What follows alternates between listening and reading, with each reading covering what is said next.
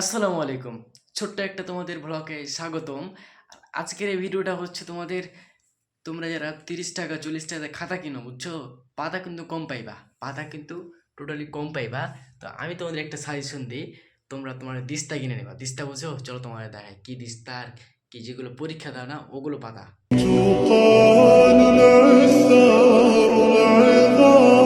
এই যে এগুলো পাতা না, এগুলোতে তোমাদের আমি খাতা করে দেখাবো আজকে। খুব সস্তা, মানে খুব কম টাকায় অনেক গুলাই পাতা পাবে বুঝছো। এটির দাম হচ্ছে 50 টাকা। আর এটি খাতা কিনতে গেলে এই হাফ মনে হয়, হাফ হবে, হাফ হাফের দামই 50 টাকা। তার মানে এখান থেকে তুমি অর্ধেকের বেশি পাইছো 50 টাকাতে।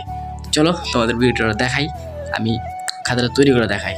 সর্বপ্রথম যে কাজটি করবা ওই কাজটি হচ্ছে খাতাটাকে সুন্দর করে গোছাইবা, সাজাইবা, দুই হাত দিয়ে সুন্দর করে ঠিকঠাক করে সাজাই নিবা, তাহলে ভালো হবে। তারপর হচ্ছে এই দেখো আমি কিভাবে করতেছি। এই যে এই সুতাটা না, এই সুতাটা কিনে নিবা, তারপর এখান থেকে 3টা ছেদ করে নিবা, ফুটটা গালা ঠিকঠাক করে একটু করে নিও বুঝছো, মানে মিলিয়ে করলে ভালো হয়। আর 19-20 হইলে কিন্তু খাতাটা ভালো লাগে না দেখতে।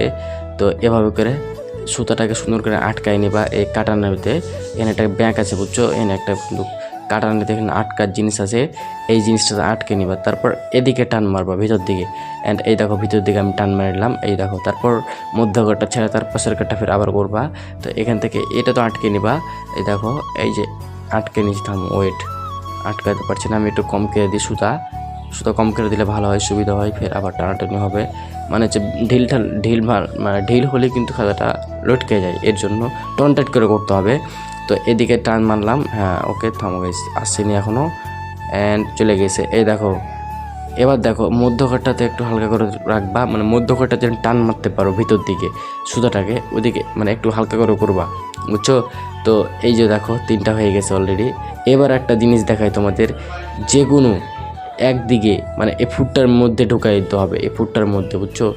তো এখানে যখন ঢোকা হয়ে যাবে অলরেডি বুঝছো, তখন একটু থামবা। এই দেখো এই সুতরা আছে না, আমার কিন্তু কাটা নাই, তো কাটে নি আগে, তো কাটা হয়ে গেছে। তো এভাবে করে একটু টাইট করে বাঁধবা। তোমরা তো তো জানো খাতা, এই যে এভাবে করে একটু আঙ্গুলতে থাকবা যেন ঢিল না হয়। তারপর এখানকার সুন্দর করে বেঁধে নিবা। এই দেখো খাতা কিন্তু অলরেডি কমপ্লিট আমার বুঝছো। তো আজকের ভিডিও কেমন হয়েছে অবশ্যই কমেন্ট করে জানাও। আর বাঁধার সময় হচ্ছে একটু টাইট করে বাঁধবা যেন ঢিল না হয়। সুতা ঢিল হলে কিন্তু খাতা লড়বড়ে হয়ে যাবে। আগে বলে দিলাম সুতা ঢিল হলে কিন্তু খাতা লড়বড়ে হয়ে যাবে। তো যাই হোক, ভিডিও ভালো লাগলো অবশ্যই একটা লাইক করে দিও। তো সুন্দরভাবে খাতা হয়ে গেছে, লিখতে ভালো লাগবে, এখন নিজেকেও ভালো লাগবে। পাতাগুলো ফ্রেশ, দাম কম বুঝছো। নিজের খরচ নিজে চালাও একটু বুঝছো, বুদ্ধি চালাকি করে চালাও। তো বাই বাই, আল্লাহ হাফেজ। নেক্সট কি ভিডিও চাও কমেন্ট।